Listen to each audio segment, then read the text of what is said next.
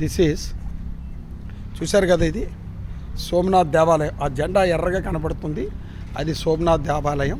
మేము ఇప్పుడే సోమనాథ్ చేరాం. గిర్ నుంచి డియు వెళ్ళి అక్కడి నుంచి ఇటు వచ్చాం. ఇది this is circuit house of Somnath government circuit house. ఇది 2022లో కట్టారు, చాలా స్టార్ హోటల్లా కట్టారు. ఇందులోనే స్టే చేస్తున్నాం మేము. అది చాలా బాగుంది, వెరీ బ్యూటిఫుల్. ఇక్కడ నుంచి కొన్ని 4-5 ప్రాంతాలు ఉన్నాయి ఈ సోమనాథ్లో చూడడానికి.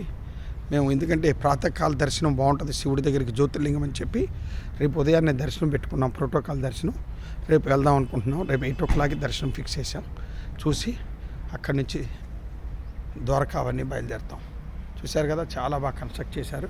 ఇందులో ఆ సెకండ్, థర్డ్ ఫ్లోర్లో 208లో వీఆర్ స్టేయింగ్. అది ఇటు పక్క, అది ఇప్పుడు చూపిస్తున్న దానిలో 2008 రూమ్లో మేము స్టే చేస్తున్నాం. థర్డ్ ఫ్లోర్ అయితే సీ వ్యూ చాలా బాగా కట్టారు, కొద్ది అక్షరధామ స్టైల్లో. We're waiting for vehicle. మా వెహికల్ కోసం వెయిట్ చేస్తున్నాం. చూశారు కదా, బాగుంది, చాలా బాగుంది. ఎవరైనా సోమనాథ్ వస్తే కొంచెం గవర్నమెంట్ ఇన్ఫ్లుయెన్స్ ఉన్నవారు వాళ్ళు రికమెండేషన్ పెట్టుకుంటే ఈ గెస్ట్ హౌస్లో ఉండొచ్చు. కానీ రేటు కూడా ఎక్కువే, కంపల్సరీ పే చేయాలి. అంటే వాళ్ళు చెప్తేనే ఇస్తారు. ఇది అంటే ఇలాంటి రూమ్ కావాలంటే సోమనాథ్లో 5-6 వేలు అవుద్ది అది. కానీ ఇందులో మాత్రం గవర్నమెంట్ చెప్తే 2200 rupees we have to pay.